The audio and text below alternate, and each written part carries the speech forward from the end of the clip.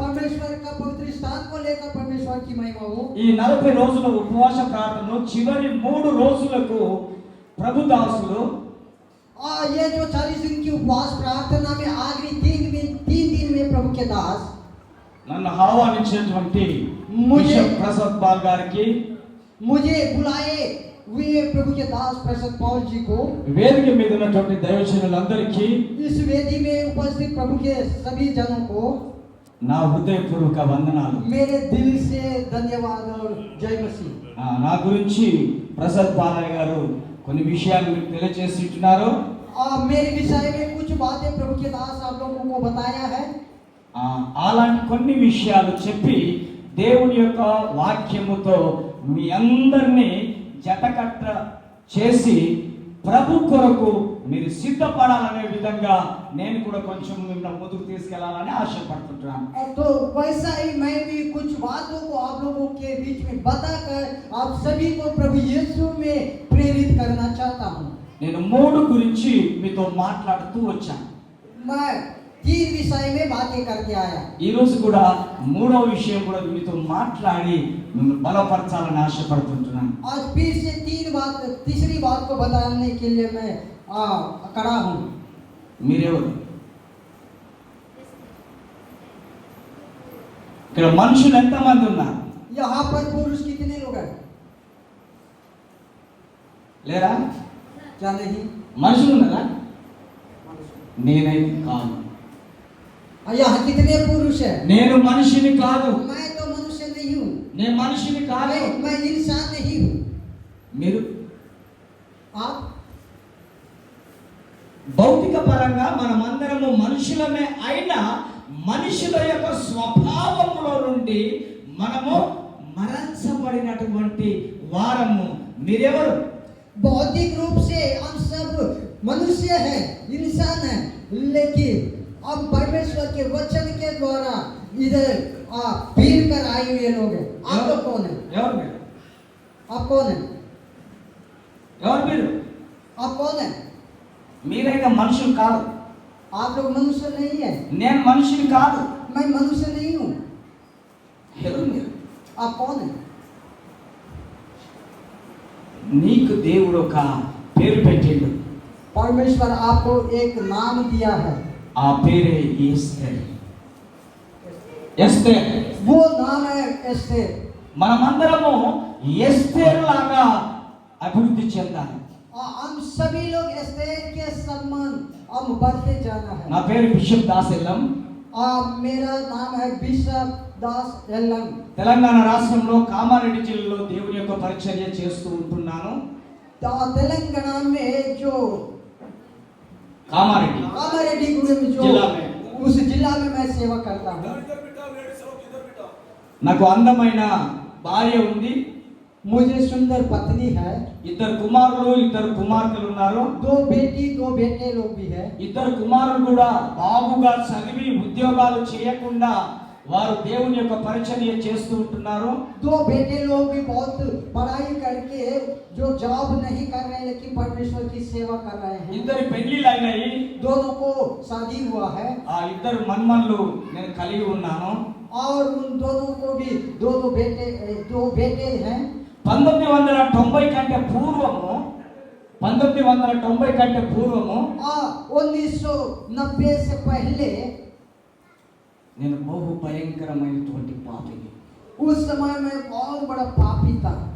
ఈ యొక్క ఆవపల్లి గ్రామంలో ఉన్నటువంటి ప్రజలందరి పాపాలు ఒక సైడ్ పెడితే నా పాపము ఒక సైడ్ పెడితే నా పాపాలే చాలా పెద్దవి। आवापल्ली ग्राम में जितने भी लोग हैं उनका सभी का पाप एक साइड रखने से और मेरा पाप एक तरफ रखने से मेरा ही ज्यादा पाप है। నేను చిన్న వయసులోనే ఆ యొక్క చీకటి రాజ్యంలో బహు భయంకరమైనటువంటి రాజ్యంలో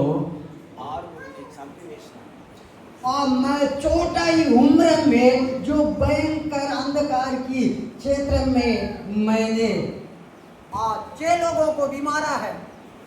मार दिया, खत्म कर दिया। और 6 लोगों को मैंने मारा है। దాన్ని బట్టి నేను జైలుకు 4 సార్లు వెళ్ళాను। इस कारण में 4 बार मैं जेल भी गया। ఓ మర్డర్ కేసులో నేను పట్టబడి పోలీస్ స్టేషన్ కు తీసుకొని వెళ్ళాను. और उस मर्डर केस में मुझे पकड़े हैं और मुझे ताना लेकर गए। 17 రోజులు నన్ను విపరీతంగా హింసిస్తూ వచ్చారు. 17 दिन तक मुझे भयंकर रूप से मुझे पीड़ा दिए हैं। నా కాళ్ళు చేతులన్నీ పగిలిపోయినాయి. ఇక్కడి నుండి ఇక్కడి వరకు విపరీతంగా కొట్టినారు.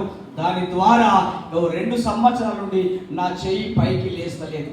और मेरा शरीर में मारने के कारण मेरा हाथ पैर फूलकर वो फटने लगा और मेरा हाथ 2 साल तक ऊपर तक भी नहीं उठा। నా ప్రియమైనటువంటి దేవుని బిడ్డలారా, నా పాత జీవితాన్ని పెట్టి మిమ్ముల నేను బాధ పెట్టడానికి మీ మధ్యలోనికి రాలేదు. इसलिए कि मैं मेरा पुराना जीवन बताकर मुझे आप लोगों को दुख देने के लिए मैं नहीं आया। నా పాత జీవితం గురించి నేను ఎప్పుడు సాక్ష్యంలో దాన్ని హైలైట్ చేయాలి. और मेरा पुराना जीवन को लेकर मैं वचन में अपने आप हाईलाइट नहीं करता। ఇంతకు ముందు చెప్పిన దైవజనులు మన హీరో యేసయ్య. और इससे पहले प्रभु के दास ने बताया हमारा हीरो यीशु मसीह है। నేను మారిన తర్వాత యేసయ్య నా జీవితంలో చేసినటువంటి అద్భుతాలని నేను హైలైట్ చేయాలని బాగా ఇష్టపడతాను. जब परमेश्वर मुझे बदला है उस घटना को मैं हाईलाइट करना चाहता हूँ। నా యొక్క షార్ట్ ఫిలిం 8 భాషలలో టెలికాస్ట్ అయింది ప్రపంచంలో. షార్ట్ ఫిలిం సాక్ష్యం టెస్టిమనీ. मेरा जो गवाही है 8 भाषा में है। తెలంగాణ రాష్ట్రంలో చాలా మంది ఐఏఎస్ ఆఫీసర్లు, ఐపీఎస్, ఎస్పీలు, కలెక్టర్లు నన్ను గుర్తుపడతారు. हमारे तेलंगाना में बहुत सारे एसपी, आईएसपी, डीजी जितने भी हैं सभी लोग आईपीएस के लोग सभी लोग मुझे पहचानते हैं। కేవలము యేసు ప్రభుల వారు నా జీవితాన్ని మార్చడము బట్టేసి ఈరోజు నా జీవితంలో యేసయ్య హీరో అయిపోయాడు. यीशु मसीह मेरा जीवन को बदलने कारण मेरे लिए यीशु मसीह हीरो बना। మా ప్రాంతంలో ఎక్కడ చర్చిల మీద దాడులు జరిగినా, ఎక్కడ పాస్టర్ల మీద దాడులు జరిగినా, ఏ టైం అయిపోయినా నేను ముందు పోలీస్ డిపార్ట్మెంట్ తో మాట్లాడతాను. हमारे क्षेत्र में कहीं भी चर्च के ऊपर अटैक होता है सबसे पहले मैं सामने होकर मैं खड़ा होकर बात करता हूँ। నా దగ్గర అనేక మంది అనాథ పిల్లలను నేను సాదుతూ ఉంటున్నాను.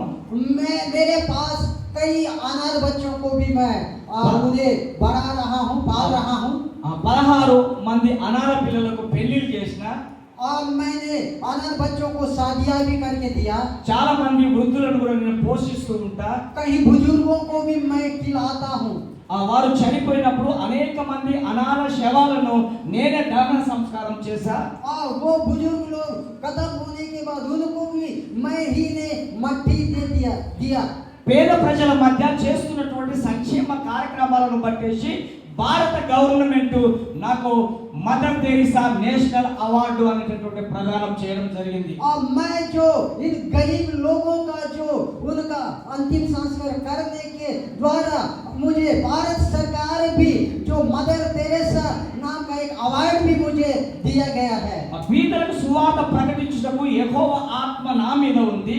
उन जो गरीबों को सुसमाचार सुनाने का जो बोझ मुझ पर है। లోకంలో ఉన్న ప్రజలందరూ నన్ను చూస్తూ ఉన్నారంటే నా మీద యెహోవా ఆత్మ ఉంది. और संसार के लोग मेरी ओर देख रहे हैं बोलने से इसका मतलब है परमेश्वर का आत्मा मेरे ऊपर है। నేను చేస్తున్నటువంటి సేవ కార్యక్రమాలకు మూల స్తంభము ఎవరంటే యేసు ప్రభుల వారు మాత్రమే. और मैं जो सेवा कर रहा हूँ उसका 3 खंभा कौन है बोलने से यीशु मसीह है। ఈరోజు ప్రభుత్వం గుర్తించి అనేక రకాల అవార్డ్స్ చేత నన్ను సత్కరించడం జరిగింది. मुझे जो सरकार ने मुझे देखकर मेरा काम को देखकर कहीं अवार्ड मुझे दिया है। నేను చంద్రబాబు పీరియడ్లో మెదక్ జిల్లా అనేటటువంటి ఒక జిల్లాకు ఉత్తమ సర్పంచ్ బంగారు పతకము చంద్రబాబు చేత నేను పొందుకోవడం జరిగింది. मैं एक जिला में अब हमारा जो मुख्यमंत्री చంద్రబాబు నాయుడు चंद्रबाबू नायडू के द्वारा सोने का भी मुझे जो उसके साथ मुझे सम्मान किया गया। ఇది నా జ్ఞానం కాదు, ये मेरा ज्ञान नहीं, ఇది నా తెలివితేటలు కాదు, ये मेरा ज्ञान के द्वारा नहीं, కేవలము యేసు ప్రభుల వారు నా జీవితంలో ఉండడం బట్టేసి ఈరోజు ప్రజాప్రతినిధులు అధికారులు నన్ను గణపరుస్తూ ఉంటున్నారు. मेरे अंदर प्रभु यीशु मसीह रहने के कारण ही जो जो जो अधिकारी लोग, जो पार्टी के लोग भी मुझे बुलाते हैं, मुझे याद करते हैं। ఆంధ్రప్రదేశ్ యొక్క ముఖ్యమంత్రి వైఎస్ రాజశేఖర రెడ్డి గారు आंध्र प्रदेश के मुख्यमंत्री वाईएस राजशेखर रेड्डी ఓ రోజు మా ప్రాంతానికి వచ్చారు. एक दिन हमारी प्रार्थना में आए। ఆ మీటింగ్ కు నాకు ఇన్విటేషన్ ఉన్నా ఎస్పీ నన్ను పంపించడం లేదు. उस जो मीटिंग में मेरा इनविटेशन था, लेकिन एसपी मुझे उस मीटिंग में जाने से मना किया। నేను అప్పుడు తెలంగాణ ఉద్యమంలో చాలా ముందు స్థాయిలో ఉన్నాను. और उस समय में मैं तेलंगाना का जो वहां का जो तेलंगाना का ఉద్యమం పోరాటం जो आगे तेलंगाना चाहिए करके हम लोग वहां पर बहुत बड़ा वो किए, वहां पर मैं ही पहले सामने था। ఆ మీటింగ్ లో స్టేజ్ మీదకి వెళ్ళడానికి ప్రయత్నం చేస్తే ఎస్పీ నన్ను ఆపేశారు. उस स्टेज में जाने के लिए एसपी ने मुझे रोका है। నా ఓ ధైర్యం ఉంది, యేసు నాతో ఉన్నాడు. मुझे एक हिम्मत है, मेरे साथ यीशु मसीह। నన్ను ఆపుతున్నటువంటి ఎస్పీ యొక్క చెస్ట్ మీద చేతి పెట్టేసి గట్టిగా దొబ్బేసిన. मेरे ऊपर जो ऐसा आग लगाए हैं, उस मुझे जो रोक रहा था उस एसपी को मैंने आग से ऐसा धक्का मारा। ఎందుకు ఈ మాట చెప్తున్నా అంటే నా పక్షాన దేవుడు ఉన్నాడు. ये बात मैं क्यों बोल रहा हूँ बोलने से मेरे पक्ष में परमेश्वर है। అప్పుడు ఆ గొడవను చూసి వైఎస్ రాజశేఖర ముఖ్యమంత్రి నా వైపు చూశాడు. और उस जो झगड़ा को देखकर वाईएस राजशेखर रेड्डी मेरी तरफ देखे। నా ప్రియమైనటువంటి దేవుని బిడ్డలారా, నా ప్రియమైనటువంటి దేవుని బిడ్డలారా, अब मेरे प्रिय परमेश्वर के बच्चे, నీ పక్షాన యేసు ఉంటే, आपके पक्ष में यीशु है तो, నీలో యేసు ఉంటే, आप में यीशु है तो ఈ లోకం నీ వైపు చూస్తుంది. ये संसार आपकी ओर देखेगा। ఆయన చూడగానే उसको देखते ही praise the lord praise the lord అని అనగానే ऐसा बोलते ही ఆయన నన్ను పిలిచాడు. तब मुझे बुलाए हैं। నా ప్రియమైన దేవుని బిడ్డలారా, నేను పాపములో ఉండగా యేసు ఆ పశువుల కొట్టలో నన్ను చూసి నన్ను పిలిచాడు. मुझे परमेश्वर का प्रेम मुझ पर होने के कारण मेरे को देखकर मुझे तुरंत बुलाया है। ఆ ఎన్కౌంటర్ నుండి నేను రక్షింపబడ్డాను. उस जो घटना से मैं बचाया गया। నేను ఎన్కౌంటర్ నుండి రక్షింపబడ్డాక నేను చనిపోయినా అని చెప్పేసి గవర్నమెంట్ డిక్లేర్ చేసింది. जहाँ पर एनकाउंटर हुआ है वहाँ से भी परमेश्वर मुझे बचाया, और सरकार क्या किया बोलने से मैं मर गया हूँ करके डिक्लेयर कर भी दिया। మా ఇంటి వారికి కూడా తెలియదు నేను అండర్ గ్రౌండ్ బయటకు వెళ్ళిపోయినా, వేరే జిల్లాకి వెళ్ళిపోయినా. मेरा परिवार को भी नहीं पता है क्योंकि मैं वहाँ से दूसरा जिला में चले गया। 3 నెలల తర్వాత నేను మరలా మా ప్రాంతానికి వచ్చిన. और 3 महीने के बाद फिर से मैं मेरे क्षेत्र में आया। రాత్రి 2 గంటల ప్రాంతానికి మా అత్తగారి ఇల్లు అయినటువంటి నా భార్య దగ్గరికి నేను వెళ్ళా. मैं रात के 2 बजे मेरे सास माँ के घर में गया। ఆ డోర్ కొట్టగానే ఆమె డోర్ తీసింది. मैं जाकर और जो दरवाजा खटखटाते ही मेरी सास माँ ने दरवाजा खोली। ఆమె తలకు మఫ్లర్ చుట్టుకొని ఉన్నది. और सिर में जो कपड़ा ढकी थी, టేవల్ పక్కనే ఆమె నన్ను చూసి ఆమె ఆశ్చర్యపోయింది. वो मुझे देखकर आश्चर्य हो गई। ఎందుకు? क्यों? నేను చనిపోయినాను, 3 నెలల కింద చనిపోయినాను, మరలా ఎలా వచ్చిందని చెప్పేసి ఆమె ఆశ్చర్యపోయింది. और मैं मर गया था करके सबको डिक्लेयर हुआ था, और मरने के 3 महीने के बाद ये कैसा आया करके वो आश्चर्य हो गई। ఆమె నేను ఇలా టచ్ చేశాను. मैं जाकर उसे ऐसा छुआ है। ఆమె తేలుకున్నది. वो देखी है। నువ్వు చనిపోయినావని గవర్నమెంట్ చెప్పారు కదా. वो पूछ रही है तू मर गया ना, మన मर गया करके सरकार ने बताया है। మన ఇంట్లో దినవారాలు చేసి నన్ను ఇంటిలో నుండి పంపించేశారు మీ తల్లిదండ్రులు. దినాలంటే దాన్ని मेरे मेरे लिए वहां के लोग साथ जो जो क्रियाकरण भी किया है। అప్పుడు నేను చెప్పాను, యేసు ప్రభుల వారు నన్ను బ్రతికించారు. यीशु मसीह मुझे बचाया है करके मैंने యేసు बताया। ప్రభుల వారు నన్ను బ్రతికించారు. यीशु मसीह ने मुझे बचाया है। ఆ నన్నని वो बताई, ఆ యేసే वो ही यीशु, మన కొడుకును బ్రతికించాడు. वो ही यीशु आपके बेटा को बचाया है। ఏంటంటే నేను వెళ్ళిపోయిన తర్వాత అప్పుడు నేను ఎప్పుడు కూడా కాపురం ఇంట్లో చేయకపోతుండే. మా ఆవిడను ఫారెస్ట్కి తీసుకెళ్తుంటే ఫారెస్ట్లోనే నా కాపురం. मैं जब वहां गया तब से मैं घर में मेरे पत्नी के साथ कभी सोया, उसको भी कभी जंगल में लेकर जाता था, वही रहते थे। నా కుమారుడు గర్భంలో 5 నెలల బాబు ఉన్నప్పుడు నేను వెళ్ళిపోయినా ఎన్కౌంటర్. मेरा बेटा जो पेट के अंदर 5 महीना था तब मैं वहां से निकाल गया। ఆయన డెలివరీ చేయడానికి ఒక హాస్పిటల్, ప్రైవేట్ హాస్పిటల్ కు తీసుకెళ్ళారు డెలివరీ గురించి. उसको डिलीवरी के लिए एक हॉस्पिटल में लेकर गया। అక్కడ డాక్టర్తో మాట్లాడుతున్నాక ఈ బాబు బ్రతకడు, ఒకవేళ బాబును బ్రతికించాలంటే అమ్మాయి చనిపోతుంది, అమ్మాయి కావాలంటే బాబు చనిపోతాడు. उस हॉस्पिटल के डॉक्टर ने बताया कि ये बाबू नहीं बचेगा, हो सकता है ये बचेगा तो इसके कारण मम्मी खत्म होगी। భయంకరమైన పరిస్థితిలో ఏడుస్తూ ఉన్నారు బంధువులందరూ. हमारे बंधु मित्र बहुत रो रहे हैं।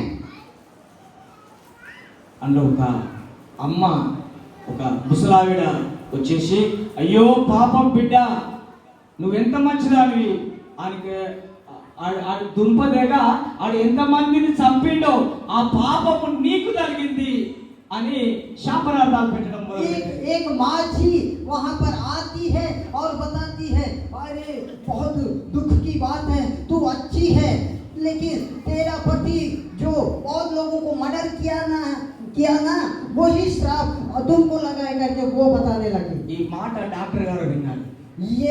ये बात मैंने सुना है।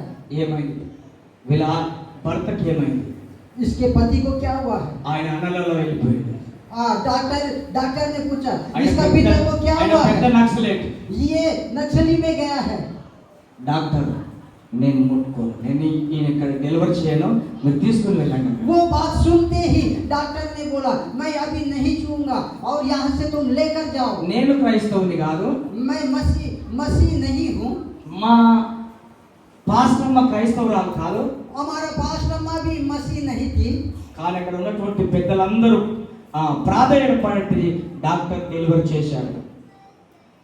డెలివరీ అయిపోయింది. और वहाँ पर डॉक्टर लोग उसको डिलीवरी किया है। అయిపోయిన తర్వాత ఏంటంటే ఆయన 12 గంటల 45 నిమిషాలకు పుట్టాడు, చచ్చిపోయాడు.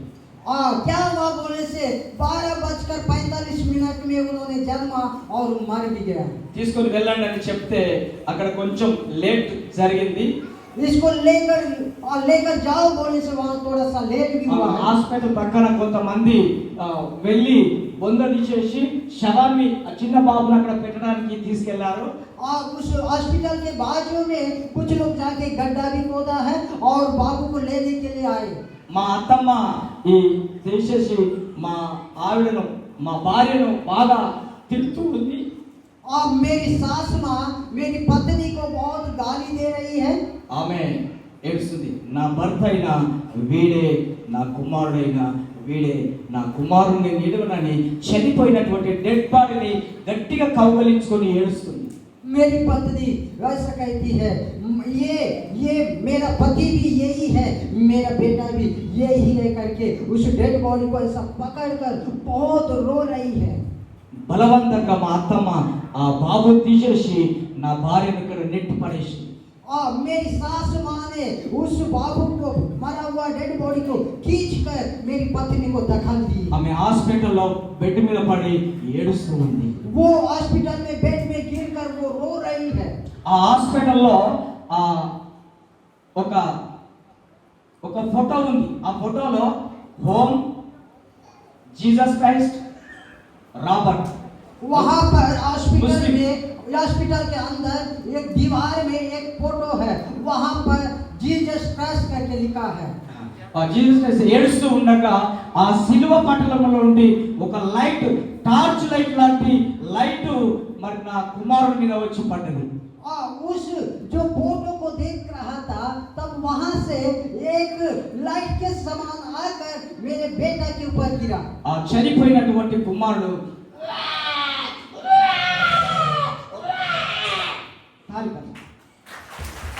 वो मरा हुआ बेटा अचानक वो रोने लगा। 12 గంటలకు పుట్టి చనిపోయినటువంటి కుమారుడు 4 గంటల 15 నిమిషాలకు బ్రతికిండు. దేవునికి మహిమ. 12 बजे रात के मरा हुआ बेटा 4 बजे उन्होंने फिर से అప్పుడు యేసు ప్రభును అడగలే, యేసు ప్రభును అడగలే, यीशु मसीह को हम लोगों ने नहीं मांगा है, నా కొడుకును బ్రతికించని చెప్పలే. और मेरा बेटा को जिलाओ करके नहीं मांगा। కేవలము సిలువను చూడడము పట్టేసి సిలువలో నుండి లైట్ వెలుతురు వచ్చి నా కొడుకును బ్రతికించింది.